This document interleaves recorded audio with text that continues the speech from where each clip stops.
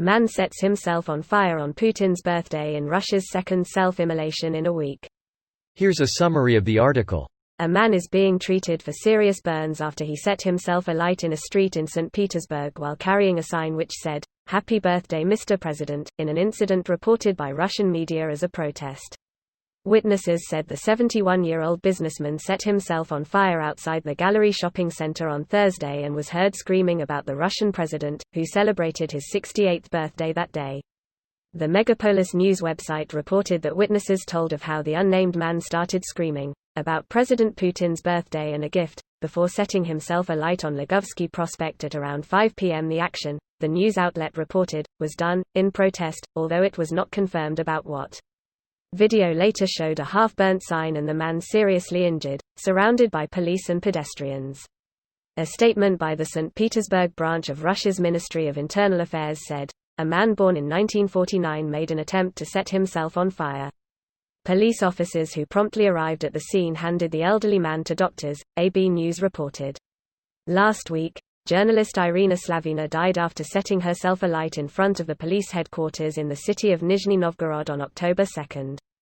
Activist Pyotr Verzalov, who is associated with the group, posted videos on social media of police arresting two women that he identified as activists Maria Alyokina and Nika Nikolshina, Reuters reported.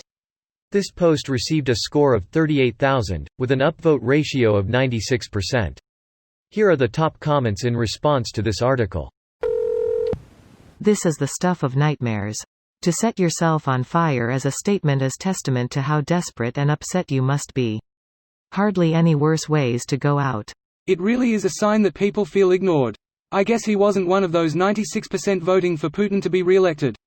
Greater than I guess he wasn't one of those 101% voting for Putin to be re-elected. FIFY. Greater than 101% with a 1% margin of error. Say what you will about Russia, but at least they know how to keep their statistics tidy. Yes, Putin wins with 102%.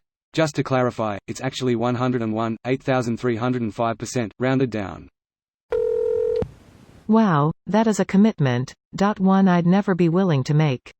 Right, there are probably 1,000 things I would do before light myself on fire on purpose.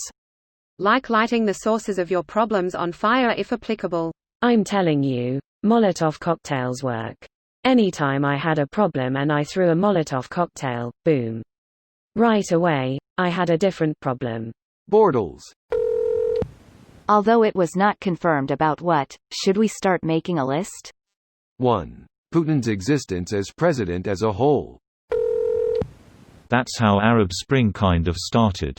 The monks in Vietnam. Why does Putin look like that's happening right in front of him? LMAO. You mean mildly surprised but mostly indifferent? Ha, for real. Oh shit. Haven't seen that move in a while.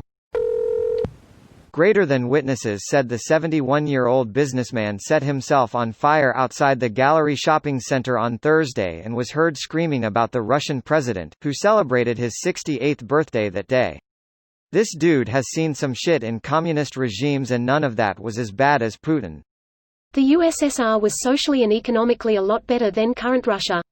It had its issues of over-bloated bureaucracy and stagnation, but society itself was far more tolerant of minorities and women than Putin's government.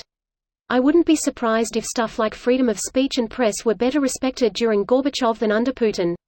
Edit. Those asking for source, Institute of Labor Economics, Reassessing the Standard of Living in the Soviet Union, an analysis using archival and anthropometric data. Elizabeth Brainerd 2006. That's pretty interesting. I find the Soviet Union and the history of Russian governance to be pretty fascinating.